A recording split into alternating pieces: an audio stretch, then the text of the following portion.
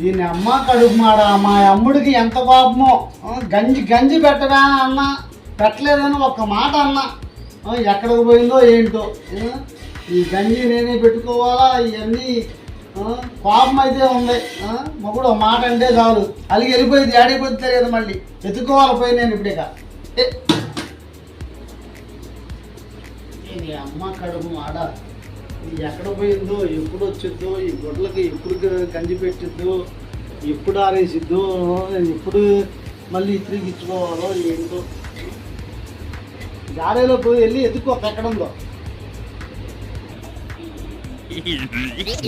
ఇక్కడ ఉంది అమ్ముడు. ఏం దిగుతులే కానీ చీకటి మట్టికి చాలే కానీ ఇగో గంజి అక్కడ ఆరబెట్టినమ్మా. వచ్చి కొద్దిగంతా బట్టలకు గంజి పెట్టమ్మా. ఏం బిగుతులే కానీ పేకపోకు, ఆ గుడ్డలు చినిగిపోతాయి. సర్లే కానీ అవి అక్కడ పెట్టాను, అవి పని చూడు ఒకసారి.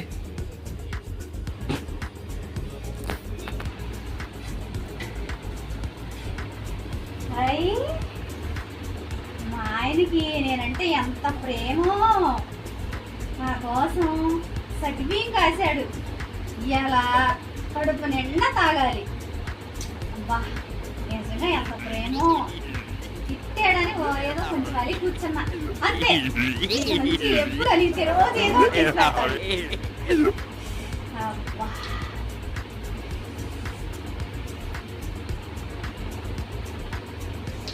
కొంచెం పంచదార రాలేదనుకుంటా, అయినా పర్వాలేదు, అడ్జస్ట్ అయిపోతా.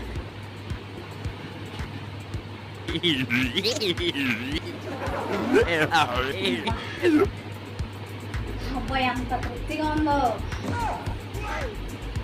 ఏదో తేడా ఉంది. కాసేపు కూర్చోండి.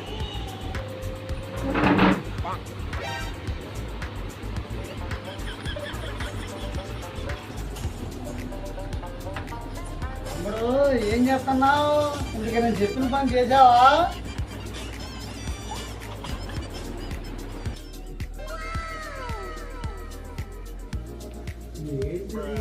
అమ్ముడు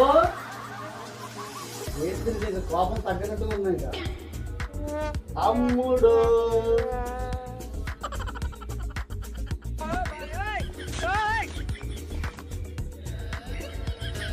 అమ్ముడు అమ్ముడు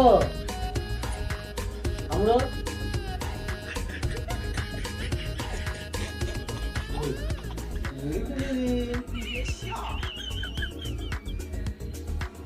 అమ్మా ఏంటిది? దీంట్లో గంజి తక్కువ ఉంది, ఇది గంజి తాగేసి ఉంటుంది. తాగేది కొనుక్కోది. అమ్మా ఇదన్నమాట కథ. ఇదే నాకు లాభం లేదు. ఇది ఎక్కపోతే డాక్టర్ గారి దగ్గరికి వెళ్ళి టాటా గారు తీసుకొస్తా.